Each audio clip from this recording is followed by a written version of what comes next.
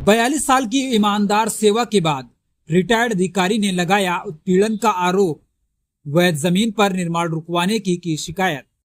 सुल्तानपुर धम्मौर थाना क्षेत्र के मनियारपुर गांव निवासी और केंद्र सरकार की अंतर्राष्ट्रीय परियोजनाओं में करीब 42 वर्षों तक सेवाएं दे चुके सेवानिवृत्त अधिकारी कमल भान सिंह ने स्थानीय दबंगों, आजाद सेवा समिति से जुड़े कुछ लोगों तथा राजस्व विभाग के कर्मचारियों पर गंभीर आरोप लगाए हैं। उनका कहना है कि उनकी वैध भूमि पर चल रहे निर्माण कार्य को साजिशन बाधित किया जा रहा है और मामला ले दे कर निपटाने का दबाव बनाया जा रहा है।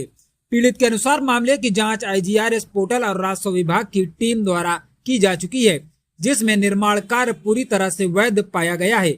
इतना ही नहीं, प्रकरण न्यायालय में विचाराधीन होने के बावजूद किसी प्रकार का स्थगन आदेश, स्टे ऑर्डर भी जारी नहीं हुआ है। इसके बावजूद लगातार दबाव बनाकर निर्माण कार्य रुकवाने की कोशिश की जा रही है।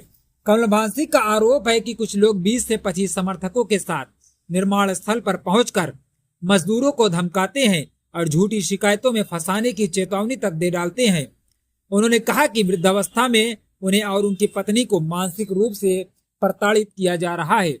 बुजुर्ग दंपति ने शासन और प्रशासन से निष्पक्ष हस्तक्षेप की मांग करते हुए दोषियों के खिलाफ कार्रवाई और अनावश्यक उत्पीड़न पर रोक लगाने की अपील की है। मेरा नाम कमल भान सिंह है और मैं मूलतः निवासी हूँ मनियारपुर धम्मौर, जनपद सुल्तानपुर का। किस तरह का प्रकरण है जिस पर आप पे आरोप लग रहा है? मैंने ये जहाँ पे आप सभी लोग उपस्थित हैं, ये रकबा, ये ज़मीन खसरा नंबर 368 का पंडित राम किशोर त्रिपाठी और उनके परिवार से 5 जून 1990 को रजिस्ट्रेड बैनामा कराया था और इसी भूमि पर 2 जनवरी 1992 को मैंने नक्शा पास करवाया और 92 से 94 के बीच में ये इस मकान का निर्माण और इस बाउंड्री को कंप्लीट कराया था 92 से 94 के बीच में, और तभी से मैं इस पर काबिज हूँ और रह रहा हूँ। इस मकान में भी मैंने कई सरकारी विभागों को, जिसमें 6 से 7 वर्ष तक तो सिर्फ पावर ग्रिड कारपोरेशन का रीजनल ऑफिस रहा है, वो लोग भी रहे हैं और हम लोग भी आगे के हिस्से में रहते रहे हैं। इसी के साथ ही मैंने 16 मार्च 2020 को 600 स्क्वायर फीट का बैनामा खाता संख्या 360 के सह खातेदार श्री राम कुबेर वर्मा, जो कि HAL कोरबा अमेठी के एम्प्लॉय थे, उनसे खरीदा और इस शर्त पे खरीदा था कि आप वो 620 स्क्वायर फीट का पहले कंपाउंड बाउंड्री वॉल बना करके देंगे, तब आप मेरे साथ बैनामा रजिस्ट्री करेंगे। उन्होंने उसी समय बाउंड्री वॉल बना करके 16 मार्च 2020 को हमें ये हस्तांतरित किया था। मैं चूँकि 1982-83 से ही सेंट्रल गवर्नमेंट की सर्विस में रहा और Asian development bank, world bank और जायका बैंक के लिए, जापान बैंक के लिए काम करता रहा और देश के विभिन्न हिस्सों में करीब 42-43 साल मैंने सर्विस की है। सर्विस करने के उपरांत मैंने फोर्स करके रिटायरमेंट लिए अपनी कंपनी से रिक्वेस्ट किया कि हमें छोड़ दिया जाए और मैंने सोचा कि सुल्तानपुर अपनी मातृभूमि है, वहाँ पे अपना मकान है, मैं आकर के वहाँ पे रहूँगा। और मेरे जो पुराने मित्र थे, परिचित थे, जो इस शहर में काम करते हैं नक्शा बनाने का, नक्शा पास करने का, श्री अखिलेश मिश्रा जी, वो मेरे साथ आए। मैंने उनसे कहा कि इस ज़मीन का क्या उपयोग हो सकता है, तो उन्होंने कहा कि भैया इसमें कोई भी काम किया जाए तो पहले वैधानिक रूप से नक्शा पास करा लिया जाए और ये ज़मीन में कोई 2400 स्क्वायर फीट हम बड़े आराम से निकाल करके वो कर देंगे और ये सारी चीज़ वैधानिक तरीके से हो जाएगी। 24 अप्रैल को मेरा नक्शा पास हुआ। इसी बीच में 1 अप्रैल को एक सज्जन आते हैं और वो कहते हैं कि ये सारा मकान और ज़मीन हमारी है। हमने बातचीत करके 8 अप्रैल को फिर एक RTI डाला, IRGS में कंप्लेंट डाला कि मकान हमारा है, अपनी पत्नी की तरफ से, और ऑनरेबल SDM ने लिखा कि इस पे तहसीलदार और राजस्व विभाग के कर्मचारी जांच करके अपनी आख्या दें। जब उनकी जांच करके आख्या पूरी हुई तब उन्होंने मुझे IGRS का निस्तारण किया, जो गवर्नमेंट की, यूपी गवर्नमेंट की पोर्टल पे अभी भी उपलब्ध है और उसका कागज भी मैं आपको दिखाना चाहूँगा। ये IGRS का निस्तारण हुआ है। IGRS के निस्तारण में ये क्लियर कट कहा गया है कि ये जो मकान है, जो ज़मीन है जिसका विवाद किया जा रहा है, ये 368 और 360 का खाता है और उसमें क्लियर कट लिखा गया है कि जो भी निर्माण कार्य हो रहा है, जिसमें एक टैंक बना है और जो भी बाकी निर्माण कार्य चल रहा है, उस सभी का सभी वैधानिक रूप से सही है और अपनी बाउंड्री के अंदर किया जा रहा है। जिन लोगों ने विवाद किया है उनकी बाउंड्री इससे अलग है, उनकी चौहद्दी इससे अलग है। अगर आप इसको जानना चाहें तो ये सारी चीज इसमें क्लियर कट लिखा गया है, कोई भी निर्माण विवादित भूमि में नहीं किया जा रहा है। ये IGRS का निस्तारण है। ये मेरा पुराना 5690 का बैनामा है। ये मेरा 16 मार्च 2020 का बैनामा है। ये मैंने जो नक्शा पास करवाया है 24 अप्रैल को जो पास होकर के मिला है वो पेपर है। इसी बीच में ये लोग 16 अप्रैल को इन्होंने कोर्ट में मेरे खिलाफ एप्लीकेशन डाली और आदरणीय न्यायालय की शरण में गए। मैंने भी उसका सम्मान किया। 16 अप्रैल के बाद 3 मई को न्यायालय ने यहाँ पे कमीशन नियुक्त किया और कमीशन को भेजा।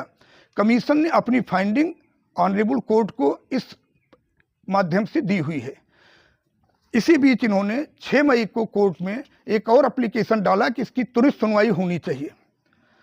त्वरित सुनवाई में हुई और कोर्ट ने कहा कि सारा प्रकरण फिर 11 को सुना जाएगा, इसमें कोई स्थगन का कारण नहीं आता है, ये सभी चीज़ें वैधानिक रूप से सही हैं। और कोर्ट ने कहा कि मैं 11 मई को सभी पक्षों को सुनूंगा और आगे भी सुनूंगा, जो वैधानिकता होगी उसके हिसाब से कोर्ट की कार्रवाई होगी। मौके पर रेवेन्यू टीम आई थी। इसके बाद मुझे जो स्थानीय लोग थे जिन्होंने पहले भी दिन ये कहा था कि कुछ ले दे करके आप निपट लीजिए, नहीं तो हम आपको बहुत ज़्यादा परेशान करेंगे, उसमें आज़ाद सेवा समिति है कोई। जबकि मैं भी जब पढ़ता था सुल्तानपुर का ही पढ़ा हूँ, 77 से लेकर के 83 तक। करतार केशव यादव हमसे वरिष्ठ थे और मैं भी उनके साथ कई इन सब चीज़ों में जुड़ता था। लेकिन मुझे नहीं पता था कि आज़ाद सेवा समिति अब भूमि विवाद करती है और भूमि विवाद के निस्तारण के लिए ये सारे प्रकरण कराती है। इसमें एक दिलीप कुमार सिंह नाम का आदमी है जो आता है, हमारे कर्मचारियों को, यहाँ पे काम करने वालों को तंग करता है, महिलाओं तक की वीडियो बनाता है। और उसने मुझे कहा कि जब तक आप इन सब चीज़ों का निस्तारण नहीं करेंगे, हमसे मिल नहीं लेंगे, आपका काम मैं नहीं होने दूंगा। मैं रोज़ जिलाधिकारी, उप जिलाधिकारी और पुलिस के पास जाता रहूँगा और मेरा ऑफिस या मेरी बैठने की जगह कोई डाक खाना चौराहा है वहीं पे है। और उनके साथ कोई 20 से 25 लोग हैं जो इस तरह की चीज़ें, जो मुझे लोगों से जानकारी हुई, ये करते हैं। और जब तक उनका पेट नहीं भर जाता है वो किसी को, शहरी को रहने नहीं देते। कुछ डिमांड वगैरह थी उनकी तरफ? उन्होंने मेरे से कहा कि आप इस चीज़ को समझ लीजिए। वो सीधे सीधे डिमांड की जा रही थी मेरे से। मैंने ये कहा कि अगर मैं वैधानिक रूप से गलत होऊंगा तो मैं काम ही नहीं करूंगा। मैं कोई भी चीज़ समझने के लिए नहीं हूं, चूंकि मैं वैधानिक रूप से सही हूं, सारे कागज हमारे सही हैं। अगर आपके पास कोई वैधानिक कागज हो तो हमें दे दिया जाए। उन्होंने अपने बैनामे की चौकी पे भी 2 बार मीटिंग हुई, कभी भी अपने बैनामे को प्रस्तुत नहीं किया, क्योंकि वो जानते हैं कि उनकी चौहद्दी गलत है। इसी बीच जब रेवेन्यू की टीम सबसे पहली बार आई तो मैंने अपना कागज और कहीं से उनका भी कागज मुझे उपलब्ध हुआ था, जो मैंने नायब तहसीलदार के समक्ष प्रस्तुत किया। और मैंने कहा कि नाप तब आप कर सकते हैं कि जबकि हमारी और इनकी चौहद्दी का कोई झगड़ा हो। उन्होंने सारे कागज देखे, उन्होंने सीधे कह दिया कि आपकी चौहद्दी और इनकी चौहद्दी कहीं मैच ही नहीं कर रही है, तब ये किस तरह का विवाद किया जा रहा है। उन्होंने उस पार्टी को कह दिया कि आप लोग अपनी चौहद्दी के साथ आइए, मैं आपका जरूर नापूंगा। इसके बावजूद भी 3 बार आए, मैं नहीं था यहाँ पे। 2 मई को मेरी मिसेज अकेले घर में थी, पुलिस टीम आती है, राजस्व की टीम आती है और दिलीप कुमार सिंह उन लोगों को लेकर के आता है और ज़बरदस्ती यहाँ पे नापजोक की जाती है। नापजोक करने के बाद मेरे पास उसके भी कागजात हैं, दोनों पार्टी से साइन कराया जाता है कि नापजोक हमारे सामने हुई और हम इन सब चीज़ों से संतुष्ट हैं। मुझे बताया गया कि आपका 360 में सिर्फ 600 स्क्वायर फीट ही है और आप बिल्कुल सही हैं और मैं अपना काम जारी रखता हूं। आज भी काम को बंद कराने के लिए लगातार प्रयास किया जा रहा है, कभी जिलाधिकारी के पास, कभी उप जिलाधिकारी के पास, कभी तहसीलदार के पास। और कल तो हद ये हो गई है कि ये कहा गया, जबकि मैं आज तक तहसीलदार महोदय से कभी मिला नहीं हूं, मैं उनका चेहरा नहीं पहचानता हूं। कहा गया कि ये सब दबंग हैं और दबंग लोग मिल करके ज़बरदस्ती कब्जा कर रहे हैं।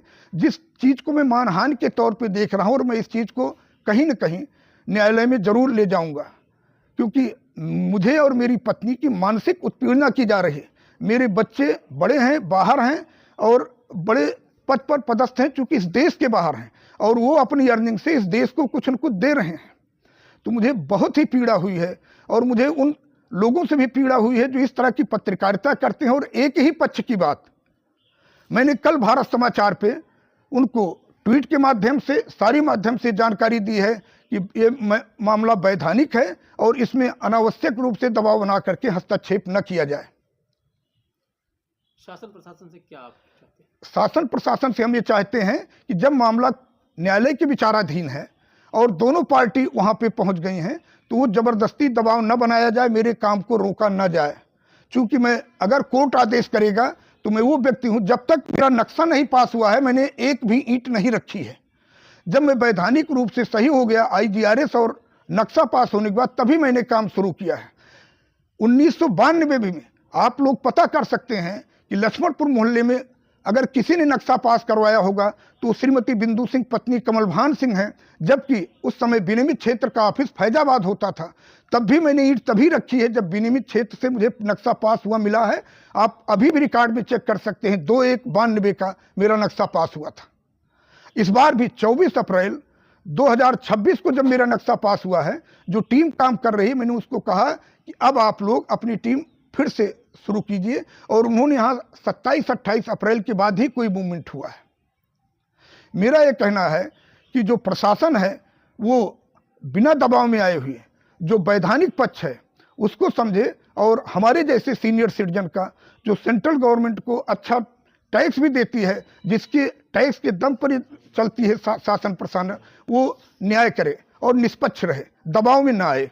आरोप आप पर ये लगा है कि आपने बेनामी से ज्यादा जमीन को कब्जे में लिया है। मेरे ऊपर या किसी के ऊपर आरोप लगा देने से कुछ भी नहीं होता है। जब मैंने आपको IRGS दिखाया, IRGS में क्लियर कट लिखा है कि ये अपने 368 और 360 पर भी कायम है और उसी में इनका काम चल रहा है, उसके बाहर ये कोई काम नहीं कर रहे हैं। लेकिन ये विरोधी पक्ष का जो मंसूबा है कि इनको इस तरह से उलझाया जाए और इनसे कुछ ले लिया जाए। अगर मैंने कभी भी किसी का दबाया होता तो मेरे आसपास पड़ोस के जो मेरी चौहद्दी के लोग हैं, मैं 1994 से मकान बना करके रह रहा हूं, 32 वर्ष हो गए हैं। अगर किसी ने पुलिस में, प्रशासन में, राजस्व में कभी भी कोई शिकायत की हो जमीन दबाने की, तो मेरे ऊपर जो न हो सो कार्रवाई की जाए।